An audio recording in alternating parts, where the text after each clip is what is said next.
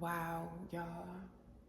I am just like Abraham. Like, this stuff, y'all, it is so good, but Abraham is the same as me. Like, I am just like him. The way he referred to God, like he was telling his father, you can't worship those gods, for they're not the one who created everything on the earth. He said, do not worship them. Worship the God of heaven, who causes the rain and the dew to descend on earth and does everything on the earth, and has created everything by his word, and all life is from before his face. Then over here, because it say, wow, it's just this thing like with science, like, wow, like I can't make this stuff up. And even Abram said, it says, in the 6th week, in the 5th year thereof, Abram set up throughout the night of the new moon of the 7th moon to observe the stars from the evening to the morning, in order to see what the nature of the year would be with regard to the rains. And he was alone as he sat and observed. And a word came into his heart, and he said, all the signs of the stars and the signs of the moon and of the sun are all in the hand of the Lord. Why do I search them out? If he desires, he causes it to rain morning and evening. And if he desires, he withholds it. And all things are in his hand. And he prayed that night and said, my God, God most high, you alone are my God, and I have chosen you in your dominion. And you have created all things, and all things that exist are the work of your hands. Deliver me from the hands of evil spirits who have swayed over the thoughts of men's heart, and do not let them lead me astray from you, my God. And establish me and my seed forever, so that we do not go astray from them and forevermore. And he said, you know, this part, I really just wanted to this is unbelievable.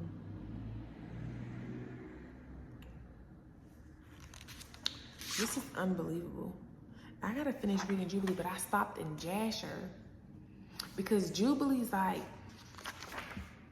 I said, it's stuff that's missing is in Jasher, and they wanted to kill Abraham. This is how the anointing be on you from birth.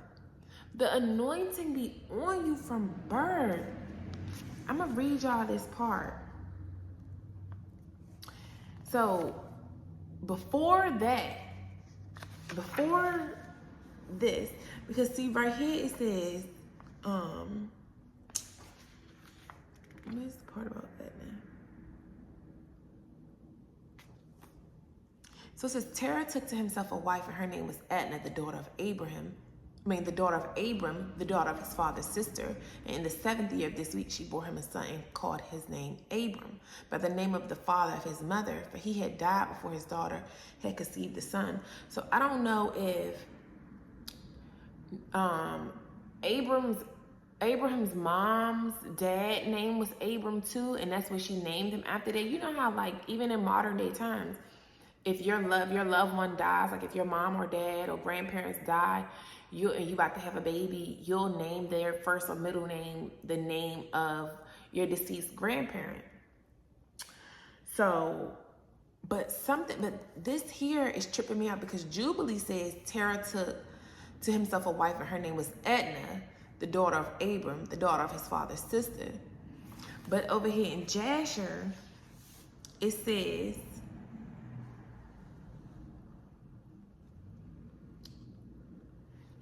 so in Jasher, it says, and Terah took a wife, and her name was Amthilo, the daughter of Cornebo, and the wife of Terah conceived and bore him a son in those days. Terah was 70 years old when he had him, and Terah called the name of his son that was born to him Abram, because the king had raised him in those days and dignified him above all princes that were with him. And it was during the night that Abram was born that all the servants of Terah and all the wise men of Nimrod and his conjurer came and ate and drank in the house of Terah, and they rejoiced with him that night. And when all the wise men and conjurers went out from the house, they lifted up their eyes towards the heavens in that night to look at the stars. And they saw, and behold, one very large star come from the east and ran in the heavens, and he swallowed up the four stars from the four sides of the heavens. And all the wise men of the king and his conjurers were astonished at the sight, and the sages understood this matter, and they knew its meaning. And they said to each other, this only signifies the child that has been born to terror this night, who will grow up and be fruitful and multiply and possess all the earth, he and his children forever, and his seed will slay great kings and inherit their lands. So it was a shooting star. The night Abram was born, it was a shooting star that went in, that happened in the sky. So I say all of science relates to this, but this is, I'm gonna get to what I was just reading, because Abram is just like me. He was trying to figure out who is God. He was trying to figure out who is the God that he's communicating with. Like, who are you? Like, who are you? So I'm gonna get to that part in a second. But because of this, and so the conjurers, the magicians, they basically can, read the stars, and they do magic and stuff. They're sorcerers, they can kind of predict what's going to happen based off of nature. They had wisdom of the meaning of the stars and stuff. That's how they said, like in history, they said that's how they really found, I believe, the Americas or something, because they followed the star. And it's something significant about the east, because it just said here, the shooting star came from the east. And then in the Bible, it always talks about how the sun arises from the east. So it's something significant about the east. Ooh, 7:17. It's something significant about the east, and God is gonna reveal it to me. But for right now, the conjurers, when they saw that thing and they knew what the meaning of that shooting star was over Terah's son, and they saw, and they felt like they had to go and tell Nimrod, because Nimrod was the king over everybody. So, and they felt like they had to go tell him, because if Nimrod was to find out that they knew of this, and because Abraham's calling was to kill the kings for their wicked ways, because Abram was following his forefathers, Shem and Noah. Mind you, Abraham come from the bloodline of Shem. Y'all want me to break it down for y'all? Hold up right quick. I don't want to get like too off track. But so this is the bloodline. So we know Noah had Ham. Shem is his oldest, and Shem was his favorite. I'm realizing it was a lot of favorites, and also some of them were, like, depending on the sons, like Nimrod was favored from Cush, because that was his son he had in old age. So that was like his baby that he had when he was old. Just like Isaac was Abraham's baby that he had in old age. So that was the son that was promised to him. Even though Abraham made all those other kids while waiting on Isaac to come, and Isaac was still favored. But Shem, hold on, where's my other? So Shem had, where's my other one? Because I didn't rewrote it a couple times.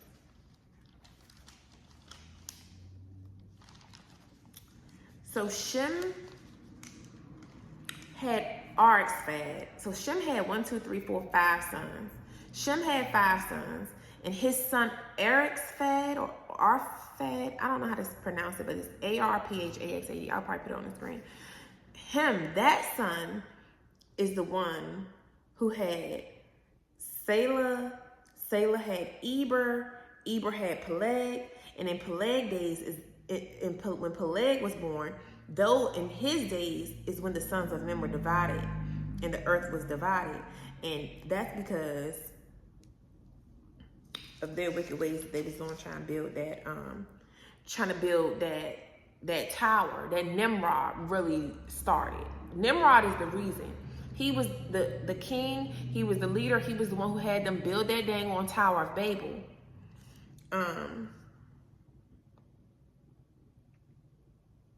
So, and then Peleg had Yin or Ru, because they call them different names. All this name switching irritates me. Like, it be trying to make it confusing, but some places in the Bible it calls him Yin, some places it call him Ru. But Peleg had Ru had Serog, and Sarah had Nahor, and Nahor had Terah. Terah had Abraham, Haran, and Nahor.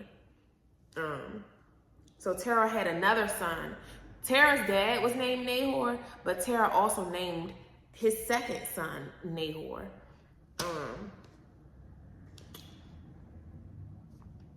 And Terah had Haran and Nahor at 38 years old, but he had Abraham at 70 years old. Abraham was Terah's baby that he had in old age. And this is why I think, even though Terah was still in his wicked ways, because Terah was still in his wicked ways. And when they went to him that night, when the sorcerers, and they was all chilling outside Terah's house, and they had the baby and everything, and they saw that shooting star after Abram was born, during the birth of Abram, and that shooting star happened during the birth, and they was like, we got to go tell the king, we got to go tell Nimrod what this baby is destined, this destiny for this baby. And this is how we even do, and look how a lot of us been treated like trash from your parents from birth. They was trying to stop your destiny from birth. That's why you had it hard. That's why you were scapegoated. That's why you were the black sheep, because they knew your destiny from birth. You were marked from birth. You were ordained. God been blessed you.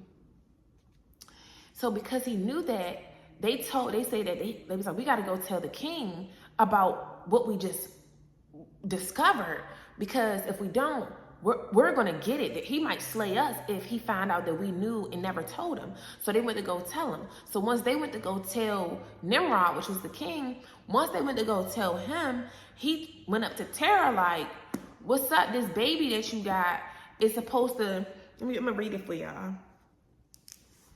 So they told him what happened. And they said,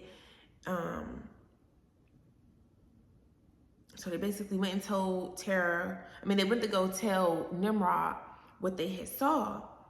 And it said, they told him that Terah's son, the child that is born to Terah, who will grow up and multiply greatly and become powerful and kill all the kings of the earth and inherit all their lands, he and his seed forever.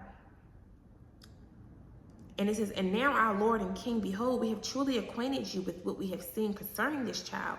If it seems good to the king to give his father value for this child, we will slay him before he will grow up. So they wanted to kill Abram. Just born, a little pookie. Not pookie, but a little poo-poo. Like, they wanted to kill a little baby for what his destiny was going to be. The baby baby ain't even walking, and you want to kill a baby. They wanted Terah to sacrifice his son to him. They offer him money for his son, offer him silver and gold for his son. And it says, if he seems good to the king will give his father value for his child. We will slay him before he grow up and increase in the land. His evil increase against us. They consider it evil of what the plans was for Abraham, because it was going to, in Abram's calling is to slay them and take their land. And we know that's the promise that Abram had. That's what God promised Abram, as in the Bible. You're going to go to a land where I'm going to show you. You're going to smite them and take their land. It says, and the king heard their words, and they seemed good in his sight, and he sent and called for Terah. So Nimrod went up to Terah, was like, I heard that you had a son, and and it says, I've been told that a son was born to you last night, and after this manner was observed in the heavens at his birth. And now, therefore, give me the child, that we may slay him before his evil springs up against us, and I will give you for his value your house full of silver and gold. So Terah basically was like, my little baby? So he gave him like a little analogy. He gave him like a little analogy. He was like, remember the horse that you gave me? I guess a special horse that he gave him. Okay. So Terah was like, right after Nimrod said that to Terah, Terah was like, he said to the king, Aon, the son of Mored, came to me last night saying, give me the great and beautiful horse that the king gave you, and I will give you silver and gold and straw and provender for its value. And I said to him, wait till I see the king concerning your words, blah, blah, blah. And the king heard the words of Terah, and his anger was kindled, and he considered him in the manner of a fool. And the king answered Terah, and he said to him, are you so silly, ignorant, or deficient in understanding to do this thing, to give your beautiful horse for silver and gold, or even for straw and provender? Are you so short of silver and gold that you should do this thing, because you cannot obtain straw and provender to feed your horse? And what is silver and gold to you, that you should give away that fine horse which I gave you, like which there is none to be had on the whole earth? And the king left off speaking, and Terah answered the king, like to this the king has spoken to this servant. I implore you, my lord and king, what is it that you said to me? Give your son that we may slay him, and I'll give you silver and gold for his value. So basically, he like, you don't want me to sell this horse that you gave me as a prized possession. You don't want me to sell this horse, but you want me. You don't want me to sell this horse that you gave me as a possession for money and riches to this person. But you asking me for my prized possession, my little son that I just birthed, well, my wife just birthed to me, and you want me to give him to you for money so that you can kill him? So Nimrod was mad about that. So Terah was like, I'm gonna see. He was like, give me 3 days so I can see if I'm gonna take you up on this offer to take my son. You kill my son. Like, so in those 3 days, Terah, it's like I got some respect for him. And even as Abraham started to get older, he knew, because he knew the prophecy over his son's life. So even when he left out, when Abraham left the land of the Ur of the Chaldees, when he left, and Terah was still living as he got older. Terah was still living. So, let me tell y'all this part first. So it say, and Terah hastened, so he hurried as this thing was urgent from the king. And he took a handmaid had born to him that day, and Terah brought the child to the king and received value for him. And the Lord was with Terah in this matter, that Nimrod might not cause Abraham's death. And the king took the child from Terah and dashed his head to the ground with all his might, for he thought it had been Abram. So basically, Terah did give him a baby, but it wasn't Abraham. He gave him another baby from one of his servants that he had, one of his servants. He gave him that baby because that wasn't it was like his concubine. You know how, like, you see the pattern in the Bible, how if it wasn't with the woman that they wanted, just like these modern day men, if it ain't with their wife or the woman that they really want, they'll neglect the kid and act like that kid don't matter because it's not the kid that he wanted with the woman that he wanted. This is how it was with them. With his wife, the one that he chose as his wife, he cherished that baby more than the baby that he had with his maidservant. So he said, here, have this baby, especially because Abraham was the baby that he had at 70 years old. He was like, this is, he took more care. He loved that child more. So he gave another baby to Nimrod for him to kill. And he did that, right? And it beat that baby head into the ground. So it says, Terah, and he dashed his head into the ground with all his might, but he thought it had been Abram. And this was concealed from him from this day, and it was forgotten by the king, as it was the will of the providence not to permit Abram's death. And Terah took his son Abram secretly together with his mother and nurse, and he concealed them in a cave, and he brought them their provisions monthly. And the Lord was with Abram in the cave, and he grew up, and Abram was in the cave for 10 years. And the king and his princes, soothsayers, and sages thought that the king had killed Abram. So they didn't know that Abram was hiding out in the cave with his mom and a nurse. Terah sent his kids off. And this is something, it's a lot with these caves. Like, that's where stuff was hidden at. That's where they protected at. This is where they kept a lot of the scrolls that Noah had written. Noah passed it on to Shem. So then as we keep going here, so Sarah, well, I gotta keep reading, but Sarai was actually Abram's cousin, because that was Haran's daughter. Haran had Lot, Milcah, and Sarai. And Haran was 42 years old when he had Sarai. which was in the 10th year of the life of Abram. So Abram was 10 when Sarai was born. So they 10 years apart. And we know Sarai's name was changed to Sarah, and Sarah is Abram's wife. Because she was changed to Sarah after she, after something with the promise with her too, because she didn't believe that, they would get blessed with a son Isaac. So once she stopped playing dumb and goofy and started believing in God, God consecrated her. And that's the thing, God would change her name, just like he changed Abraham's name. Once you're ready to answer the call and he gave you your mission, and he's telling you, you answer the call, he changed your name to something else for you to carry out your mission on earth under the new name.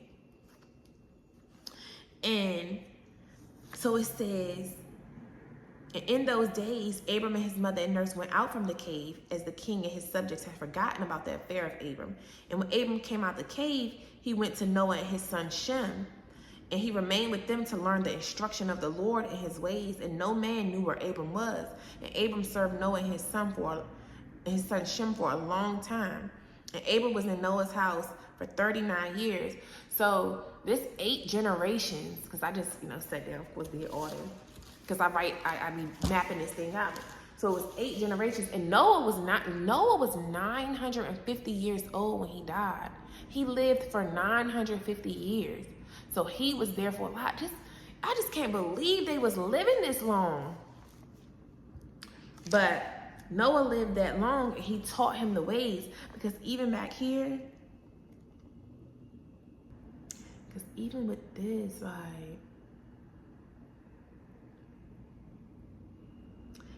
and we explained to Noah all the medicines of their diseases, because Noah knew.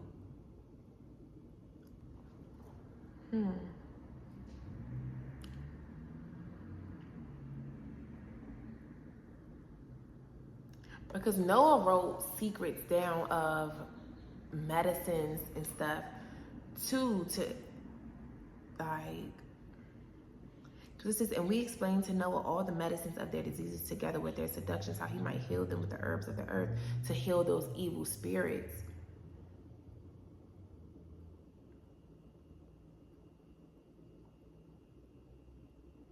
And it's funny because people be talking about how to clear out certain, I forgot, it was a P word or something.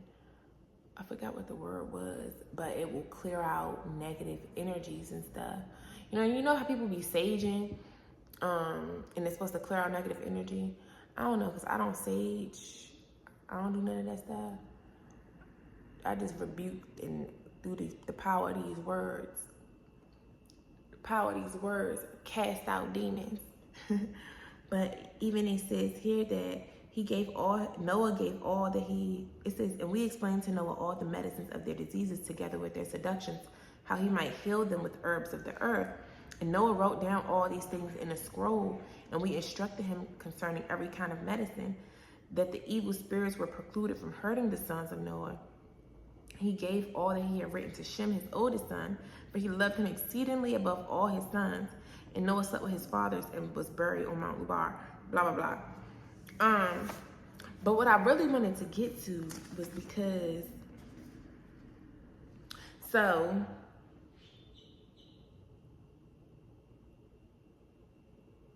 it says, so Noah and his son Shem taught him, all the ways of the Lord.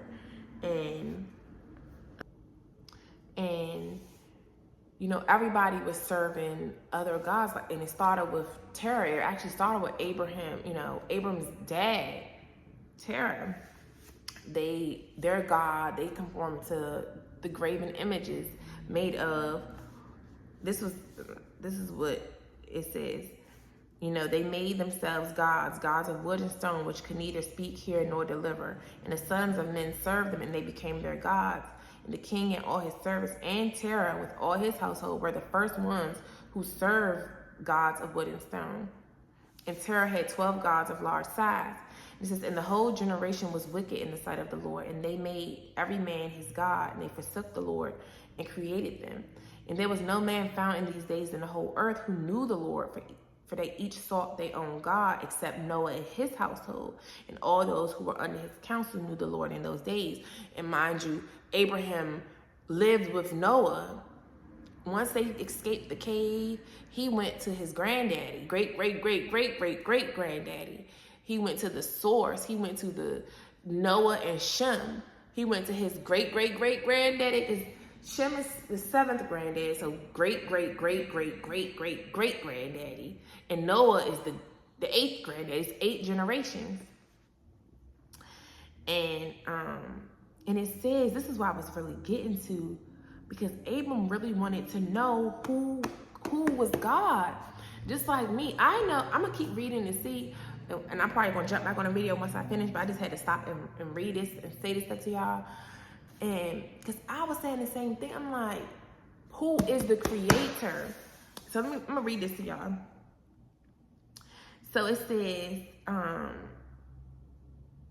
and Abram, the son of Terah, was waxing great in those days in the house of Noah, and no man knew it. And the Lord was with him. And the Lord gave Abram an understanding heart. And he knew all the works of that generation were vain, and that all their gods were vain and were of no avail. And Abram saw the sun shining on the earth, and Abram said to himself, surely now this sun shines on the earth is God, and I will serve him. And then Abram served the sun, and he prayed to him, and the evening came, and sunset as usual, and Abram was like, surely this can't be God. So he was questioning himself. He was like, so is the sun, is this God? Because you're shining on me, maybe this is God. It's just so interesting, because I was wondering too, but I know God is water, because if you look up well, we're going to see what it says in here, but if God is the creator, you got to figure out how did everything get created? How did Earth get created? How did the solar system get created? Who is at the original beginning of all the creation? It's literally substance.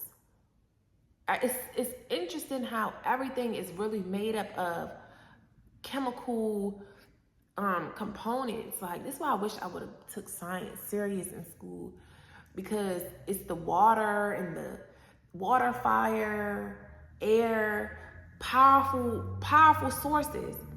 So this is what he was saying in here. He was like, surely this is God who created the whole earth. Because he was like, and Abraham served the sun in that day, and he prayed to him, and the evening came, the sunset as usual. Abram said to himself, surely this can't be God. And Abram still continued to speak with himself. Who is he who made the heavens and the earth? Who created earth? Where is he? He literally, like me, looking, searching. He said, and night came, basically. And he lifted his eyes toward the west, north, south, and east, and he saw that the sun had vanished from the earth, and it became dark. So Abram saw the stars and the moon, and he said, surely this is the God who created the whole earth, as well as man. And behold, the servants of his are gods around him. And Abram served the moon and prayed it that night. And in the morning when it was light, the sun shined again, as usual. Abram saw all the things the Lord had made on earth, and said to himself, surely these are not gods that made the earth and all mankind, but these are the servants of God. And Abram remained in the house of Noah, and there knew the Lord and his ways, and he served the Lord all the days of his life, and all that generation forgot the Lord, and served other gods of wood and stone, and rebelled all their days. And King Nimrod reigned securely, and all the earth was under his control, and all the earth was of one tongue and words of union. And all the princes of Nimrod and his great men took counsel together, Put, Mizraim, Cush, Canaan with their families. So those were the princes, and they also called the dukes. This is why I'm saying, because the Edomites were also called the dukes. We're going to see how let me highlight that part. We're going to see how this all, because Put, Mizraim, Cush, Canaan, all of them are our ops. They are the ops. Let me go to my thing, because all the Philistines come from them. All of them come from Ham bloodline. We know Ham bloodline was cursed for what he did to Noah in the first place. So Ham, for what he did, his bloodline was cursed in the first place. So, where my little page at? Yeah, and the sons, oh no, Japheth and them with the Gentiles. See, Japheth and them with the Gentiles. But one thing about Japheth is he wanted to, because he followed behind Canaan. Canaan tried to steal Shem's land. We're going to get to that. We're going to get to that. Because, but I really want to break it down. I'm trying to figure out where these locations are, bruh. I'm trying to figure out where they are so I know what is our real land. Where are we really from? Because I'm tired of this BS. They telling us we from here, this continent. We from here. No, it's in a book. And I'm going to figure out where we from. But in chapter 8 of Jubilee, that's where all that meat is. And it was talking about how Canaan saw our land, the land that God, told Noah that was ours. And before Noah died, he told all his sons where their land was going to be. And Canaan saw our land. He saw that our land was beautiful and it was abundant. And he wanted our land. And he went and took our land. Didn't care what consequences was going to come with that. And Japheth went following him. He envied Canaan. So that's why I think the Gentiles, because Japheth and them are the Gentiles. They're the Meridami people, the sea peoples. They followed behind them. It's funny because all of them link up, and we already know how the saying go, mad bees link up, period. But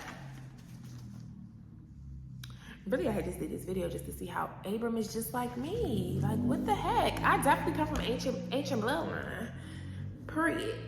It's all when people see me. Don't mind my little crusty shirt, y'all. When people see me, they can feel it. I come from Abram bloodline. Like, I'm just like that man. I question the same way he was trying to figure out, who is he? This is so crazy. Who am I? Like, this is weird. Abram do the same thing as me. And when he even saying this stuff to these demon seeds, and he telling them what they doing, he be like, how dare you? Like, for your little idols don't have the power to create like God does. God created the heavens, the skies. God creates everything. God created the ground you walk on. Well, let's put it this way. God created the dirt underneath the ground that you walk on. He's allowed man to create this concrete out here. The asphalt that they done got from the natural lakes of God, because some lakes are man-made. Some are natural by God's design, the way he had broken this land up. And the natural lakes is where they get the asphalt from, which is the material used to create the roads. A lot of stuff, just like diamonds and all of these gems and stuff, natural comes from the natural land. Marble is made from the natural land, the natural creation of God and his mountains and stuff.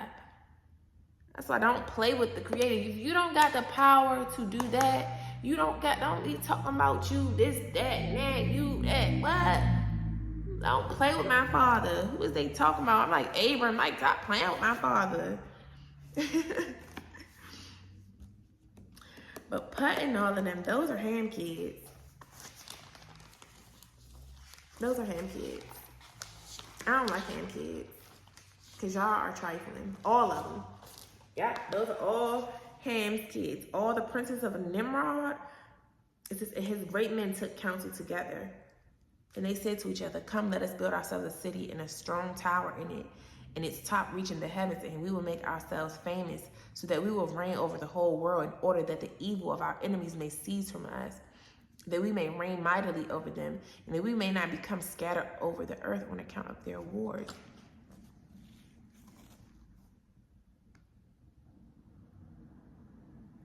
But that's the reason why we were scattered. That's the reason that the languages were confused, was because y'all tried to get together and wanted to rule and wanted to do something that y'all did not get instruction from God to do.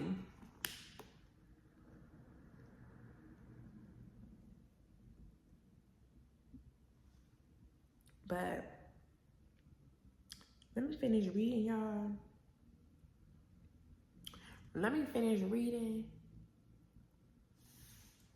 because